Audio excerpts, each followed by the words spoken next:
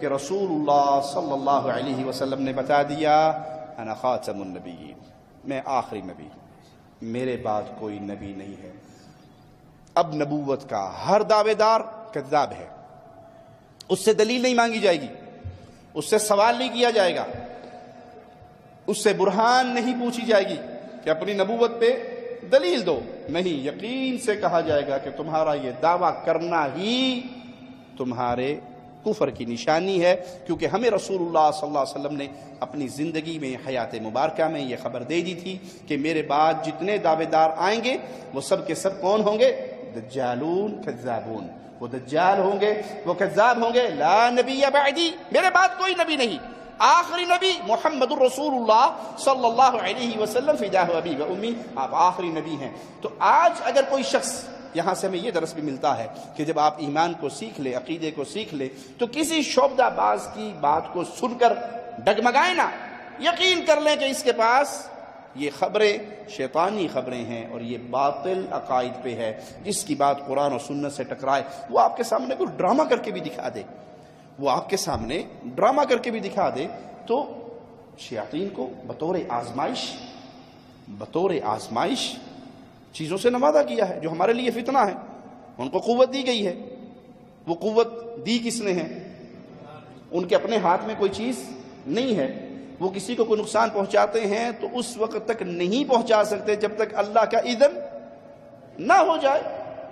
کوئی آپ کے سامنے سانپ چلا کے دکھا دے، کوئی آپ کے سامنے بچھو چلا کے دکھا دے، کوئی آپ کے سامنے شکل تبدیل کر کے دکھا دے، کوئی ہوا میں اڑ کے دکھا دے، کوئی پانی پہ چل کے دکھا دے، کوئی بھی ایسا کام کر کے دکھائے جو آپ کی عقل کے خلاف ہو، اور وہ بات ایسی کرے، وہ دعویٰ ایسا کرے جو کتاب و سنت کے خلاف ہو، تو اس کی اس ٹوٹکوں سے، اٹکل پچووں سے، ان باتوں سے اس کی صداقت پر یقین نہیں کیا جائے گا، بلکہ یقین یہ کیا جائے گا کہ یہ شیطان ہے، یہ شیطان ہے، اور اس کے پاس جو کچھ ہے۔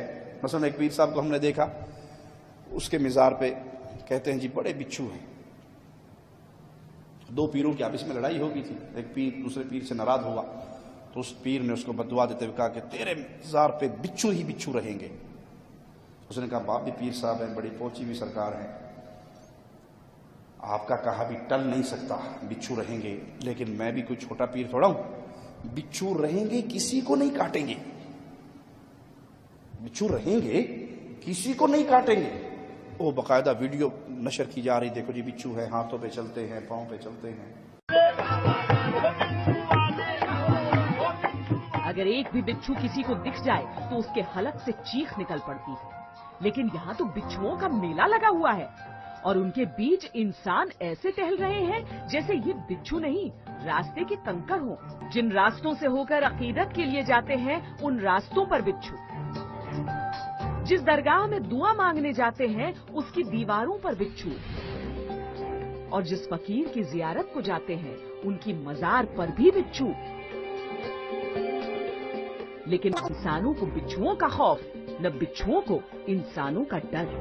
پشچمی اتر پردیش کے امروہہ میں یہ ہے حضرت شرف الدین شاہ ولایت کی درگاہ، جہاں دور دور سے لوگ مرادیں مانگنے آتے ہیں، لیکن کسی کے من میں رینگتی ہوئی اس موت کا کوئی خوف نہیں، کیونکہ وہ جانتے ہیں یہ بچھو والے بابا کی مزار ہے۔ نہیں، آپ گھبرائیے۔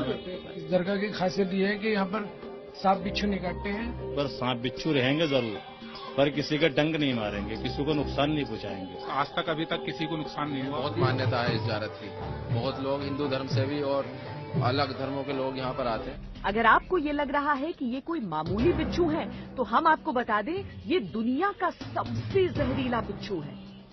ان کا ڈنک اگر کسی کو چھو جائے تو اس کا زندہ بچنا بہت مشکل ہے۔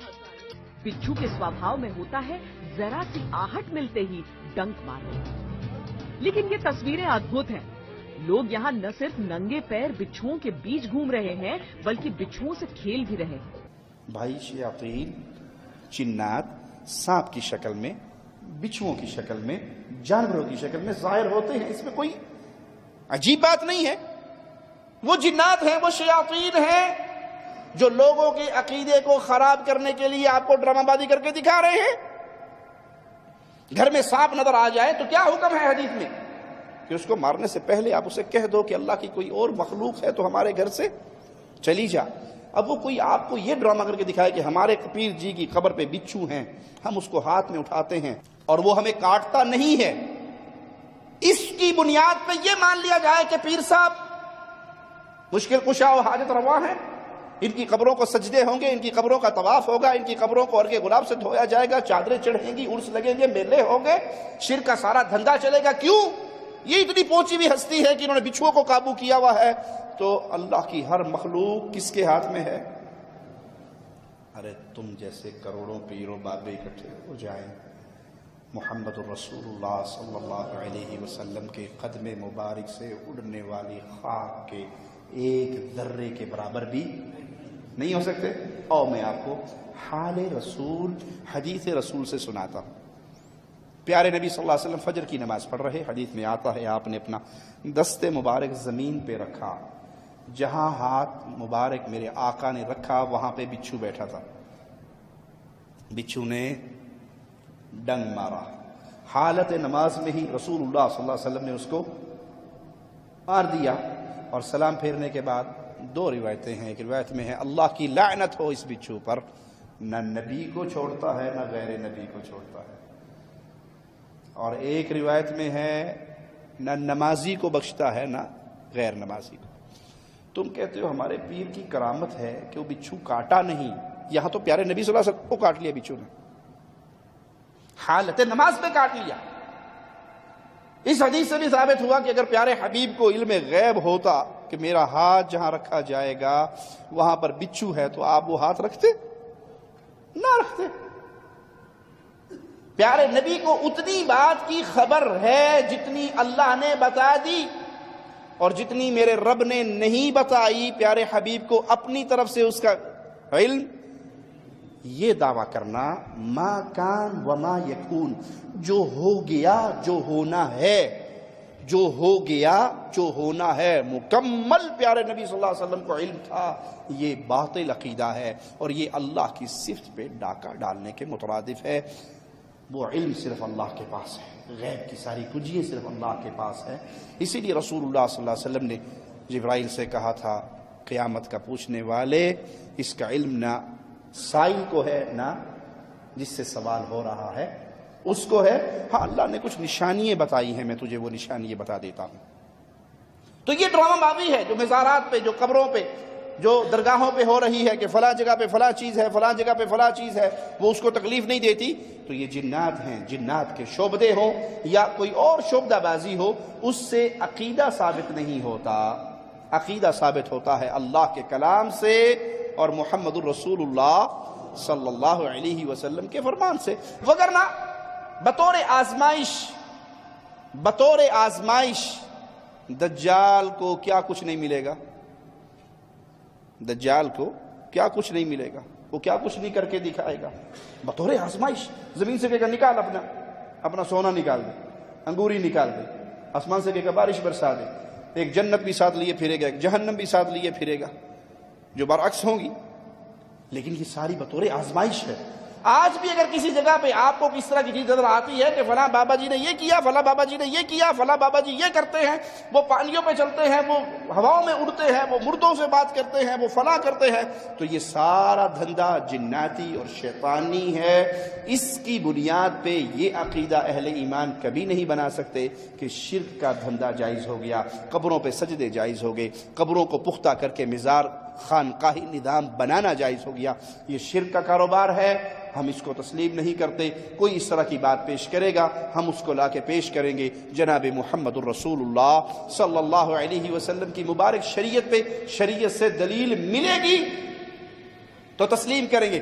شریعت بند ہو گئی پیارے نبی صلی اللہ علیہ وسلم کی وفات پہ۔ پیارے نبی صلی اللہ علیہ وسلم کی وفات کے بعد صحابہ کے رونے کے اسباب میں سے ایک سبب کیا تھا؟ انقطاع الوحی، وحی مقطوع ہو گئی، وحی کا سلسلہ ختم ہو گیا۔ وہ جو آسمان سے رحمتیں اور خیریں اور برکتیں وحی کی صورت میں ہمارے اوپر نازل ہوا کرتی تھی، نبی صلی اللہ علیہ وسلم فوت ہی نہیں ہوئے، وہ رحمت کا دروازہ بھی بند ہو گیا۔ وحی منقطع ہونے کا معنی کیا ہے؟ اب شریعت پوری ہو گئی، اب شریعت کسی کے شعبدوں سے، اب شریعت کسی کے خوابوں سے، اب شریعت کسی کے ٹوٹکوں سے اس میں اضافہ نہیں ہو سکتا۔ جو بھی ایسا معاملہ ہوگا ہم اس کو کیا کہیں گے؟ یہ شیطانی ماجرا ہے یا جھوٹ کا پلندہ۔